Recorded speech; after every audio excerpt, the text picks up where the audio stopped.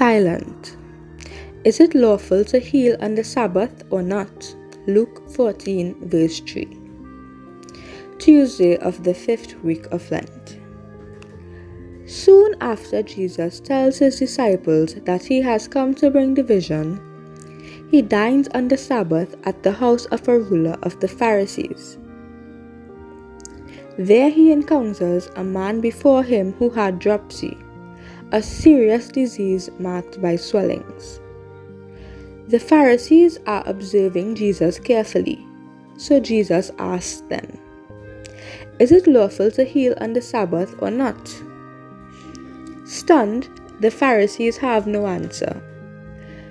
Scripture says they were silent. Luke 14 verse 1 to 4. They were silent. Jesus disregards their silence and takes the man with dropsy, heals him and lets him go. Luke 14 verse 4. Then Jesus presses the point even further.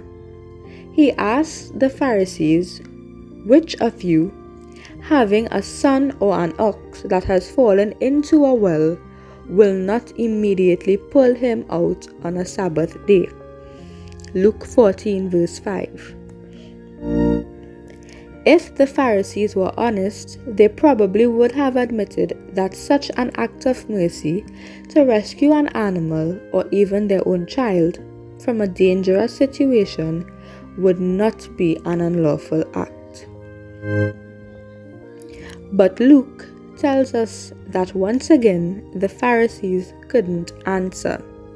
Luke 14 verse 6. Jesus pushes the envelope as he heals on the Sabbath in the home of a Pharisee.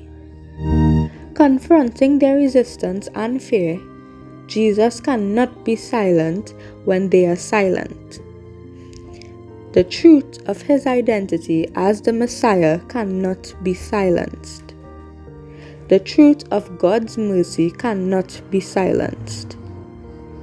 The truth can never be silenced, regardless of the compartments and categories we construct to help us ignore it.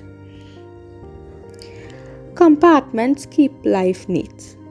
Our passivity lets us pretend things are safe.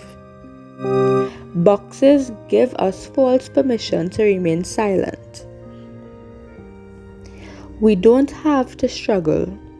We don't have to challenge anyone. There is no drama, no tension, no confrontation. But mercy, the kind of mercy that changes the world, doesn't live in a box. Love does not yield to passivity. Jesus cannot and will not remain silent when it means denying the Father or his mission to redeem the world.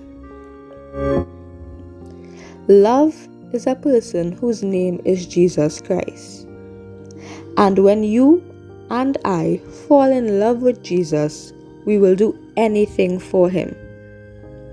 When we are in love with Jesus, we will surrender our boxes and no longer remain silent. Whether through words or actions, love demands that we not remain silent. The Pharisees were silent that day, but love cannot be silent. For your prayer, stay here an additional 10 minutes. Today, pray with Luke 14 verse 1 to 4. Notice how Jesus is not passive. What is he trying to say to you? How do you respond? What words stood out to you as you prayed?